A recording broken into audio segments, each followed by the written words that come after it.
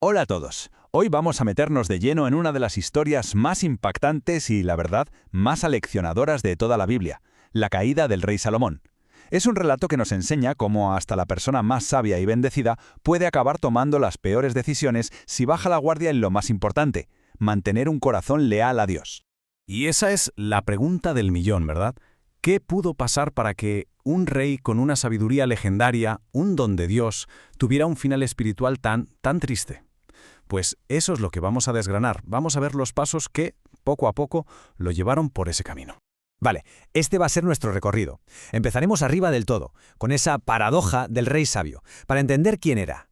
Luego, veremos cómo su corazón empezó a desviarse, lentamente. Después, claro, veremos el juicio de Dios y una consecuencia tremenda, la división del reino. Y al final, sacaremos la lección más importante que nos deja su vida. Venga, pues empezamos por el principio. Para entender de verdad la caída, primero hay que recordar lo alto que estaba. Es que Salomón no era un rey más, para nada.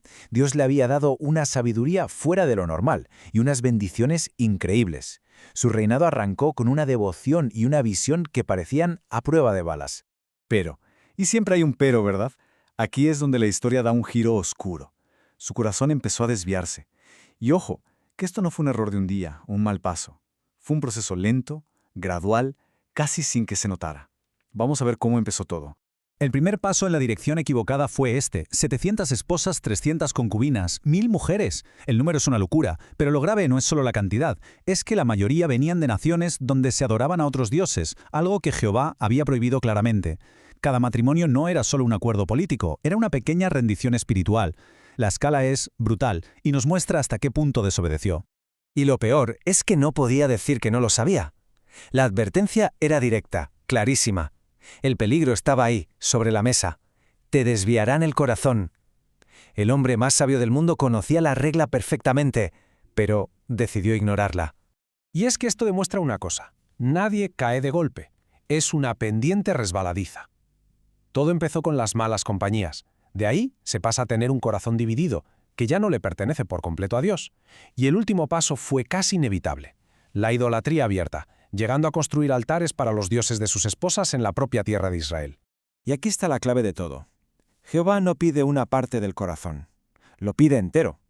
Un corazón completo es eso, una lealtad total, sin compartirla con nadie ni nada.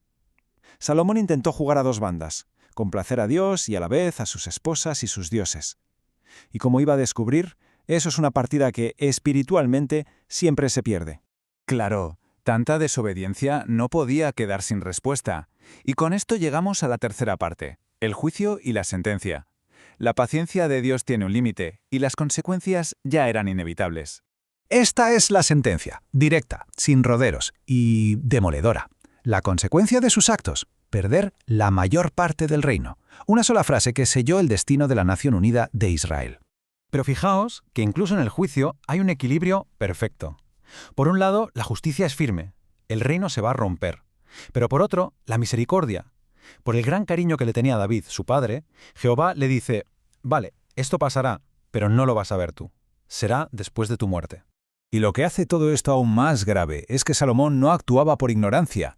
Jehová se le había aparecido 2 veces, se lo había dicho en persona, advirtiéndole justo de este peligro. La lección es clara. Cuanto mayor es el privilegio y el conocimiento, mayor es la responsabilidad. A partir de ese momento, Dios empieza a mover las piezas del tablero para cumplir su palabra.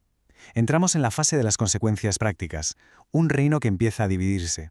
Ya no es solo una amenaza, es una realidad a punto de estallar.